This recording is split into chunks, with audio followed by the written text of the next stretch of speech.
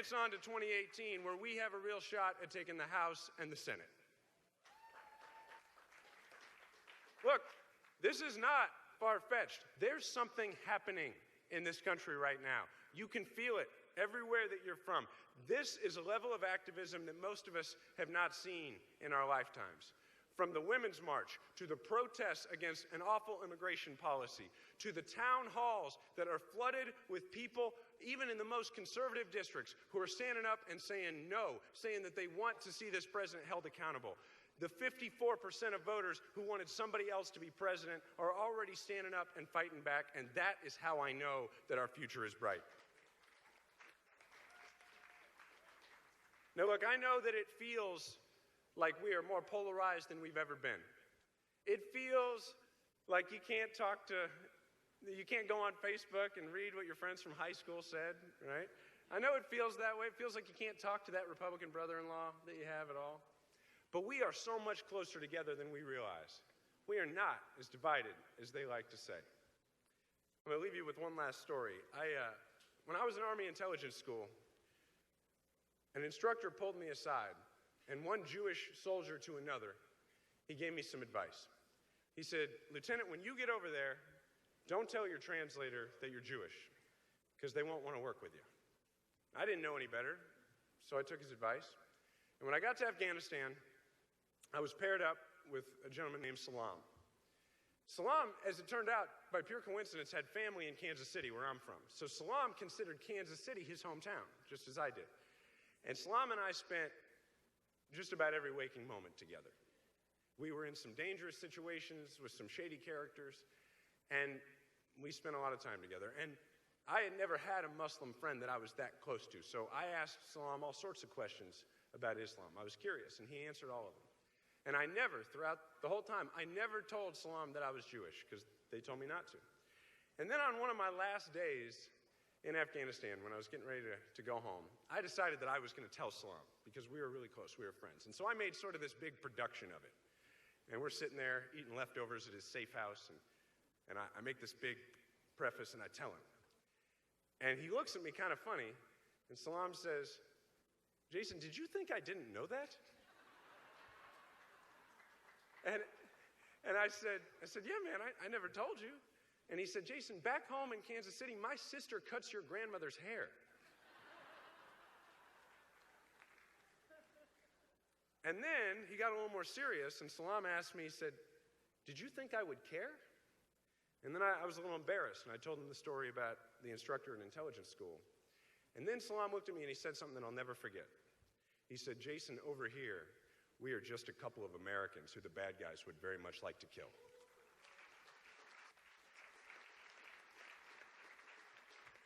So I say, let the Republicans be the party that divides people, that pulls people apart. Let's be a unifying force that marches forward, because a strong, safe, vibrant democracy is not something that we can take for granted. It's going to take work if we are going to pass on to our children and our grandchildren a country that we can recognize at all.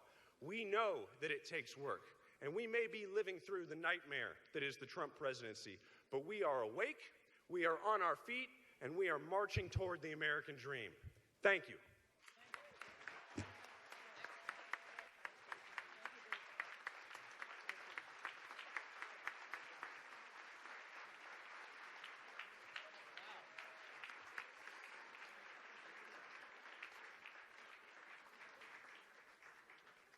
As Jason. 21 or 22-year-old run a march on Washington here, and I saw the job she did, so I knew that Donna could do any and everything. I didn't get here by climbing any special elevator or by taking a ride on an escalator. I got here the way we're supposed to get here, by working. After she took my advice and did not go to law school, and I had seen what she could do, I, of course, asked her. I had seen her in her work.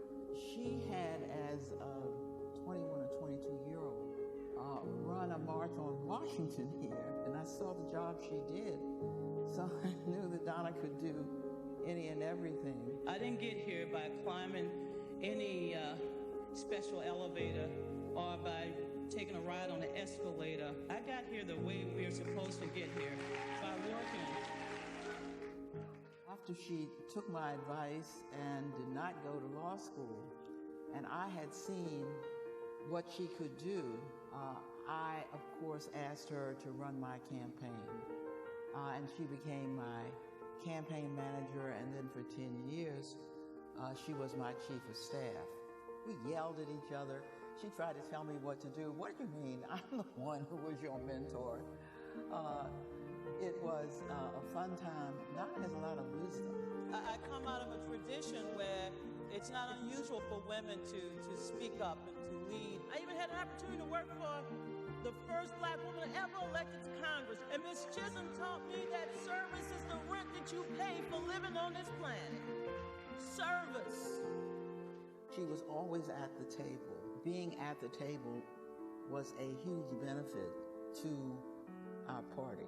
Donna has the best strategic mind in politics I know of, and I say that at every level. Most of that kind of intellectual depth goes to other things. We're very fortunate that she decided to apply it to Democratic Party politics and to the Democratic National Committee as its interim chair. As your incoming chair of the Democratic National Committee. And having her lead the party is a natural essential.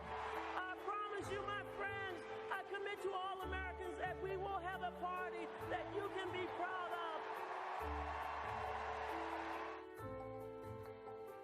Because Donna was so aggressively in politics, afraid of no one and of nothing, she has encouraged other black women to take the dive into politics. And if you look at all the black women around the Democratic Party, you'll see it. We saw it at the convention. She was a role model for all of those black women. She is also the role model, I think, for many black women in the United States. Look at who cast the most votes, percentage-wise, for anybody, and it's black women. So I think black women across the United States have seen her leadership and have been encouraged by it, and they've even been encouraged to vote. But we know from the history of African Americans in this country that we have never given up. We've not given up on our quest and our journey for freedom. We've not given up on our quest for justice and equality for all. Unaccustomed as I am to giving you advice, Donna, my parting advice to you as you leave the chair is take a rest. You've earned it.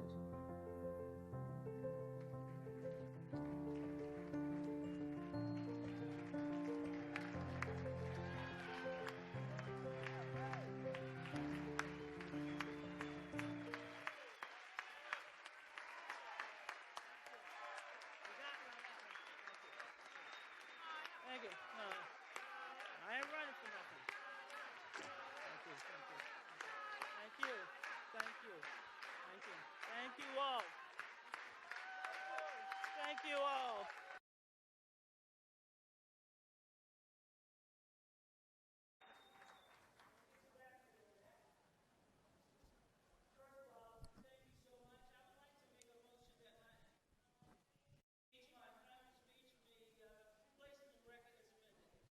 One, two, three, four, five.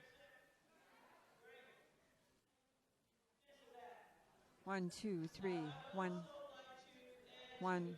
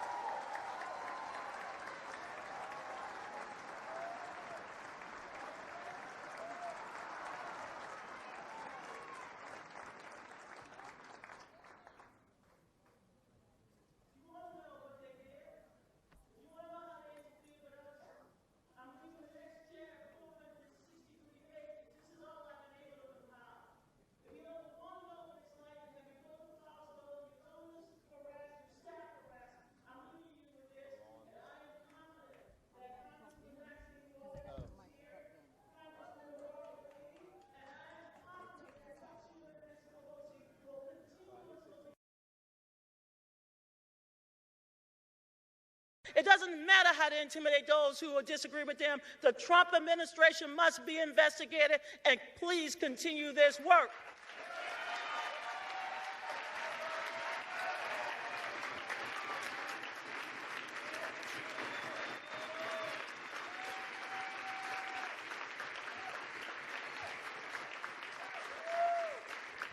Thank you. I would like to finally say, before I begin the transition to elect new officers, I would like to personally thank, as I did yesterday, the entire staff of the Democratic National Committee for their hard work, their persistence, and their courage.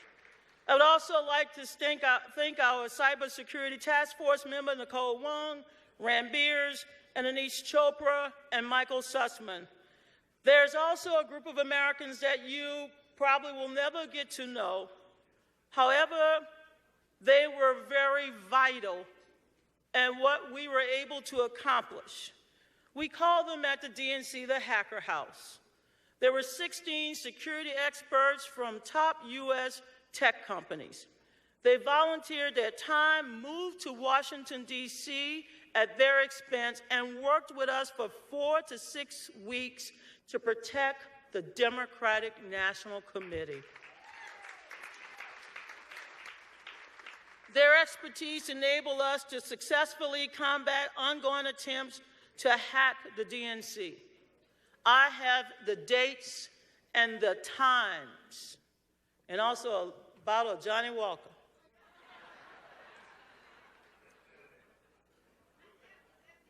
No, it's not. It was my second bottle that was still being in use. The next chair will have that. But I want to thank them. Their expertise helped us to ensure that we adopt and implement a proactive security protocols and enable us to get a head start on building a system that meets today's threat. No, Donald Trump, you cannot go to Staples and buy anti-Russian hacking software.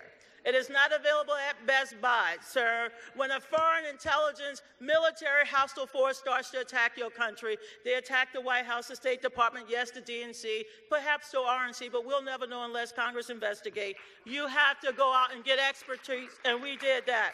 So even if I cannot thank them by name due to their need to remain anonymous, I still wanted to acknowledge that they were there for us.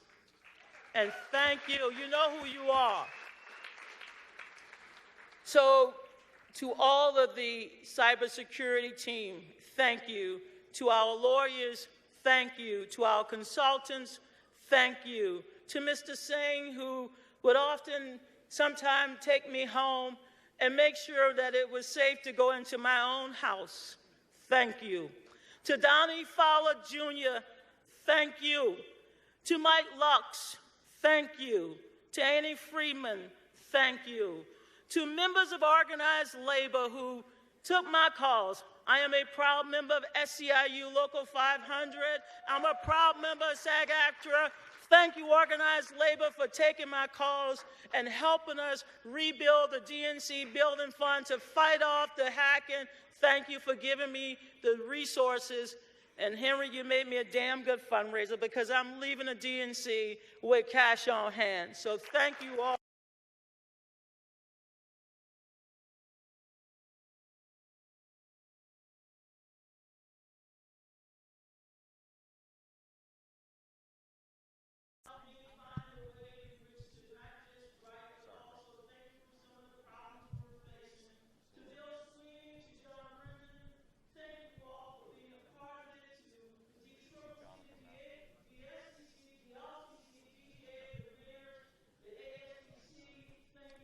Hey, John, yes, I do, loud and clear.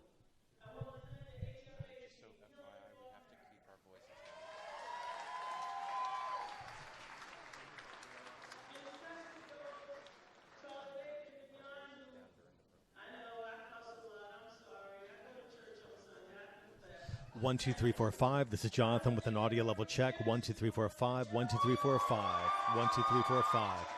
Right now, Donna Brazile is up on the stage. She's about to... Sure.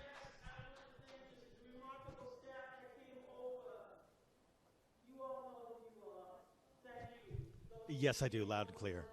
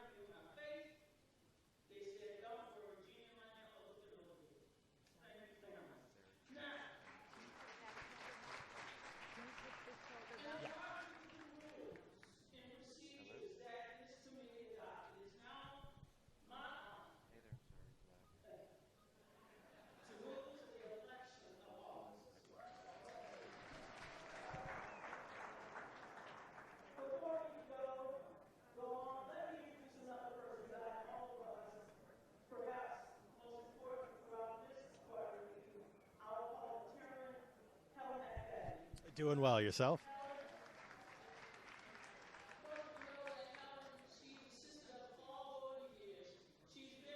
Yep.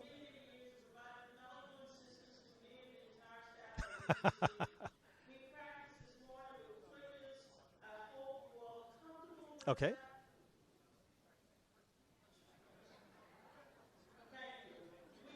Okay.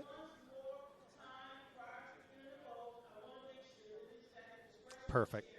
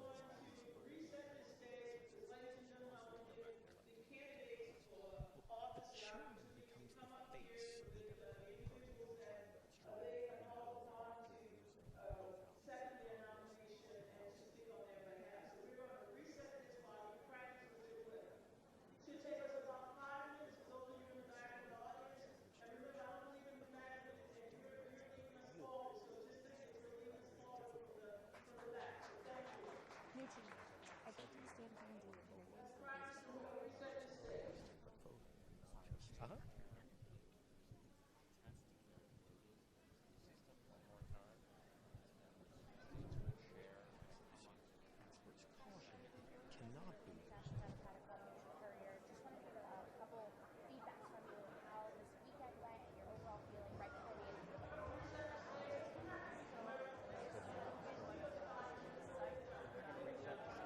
Okay. They are testing their system one more time, Yep. and then the people that are coming up for chairman are going to come up with a person that's second to that and say a little something for themselves. Great. Great. Show that. Yeah, that'd be great. If it get, yeah. Okay. That'd be great.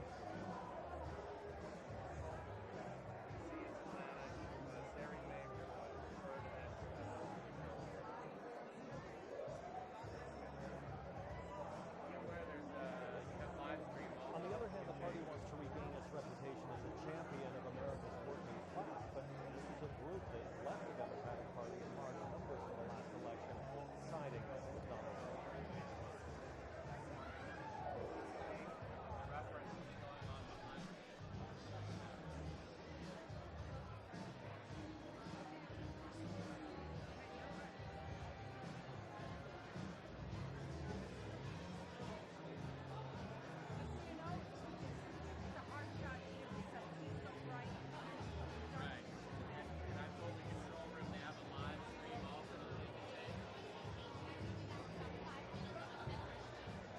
There's a gradient, there's a difference between the lighting for you and for them. So I've told them that there's a live stream as Good. well. Good. Okay.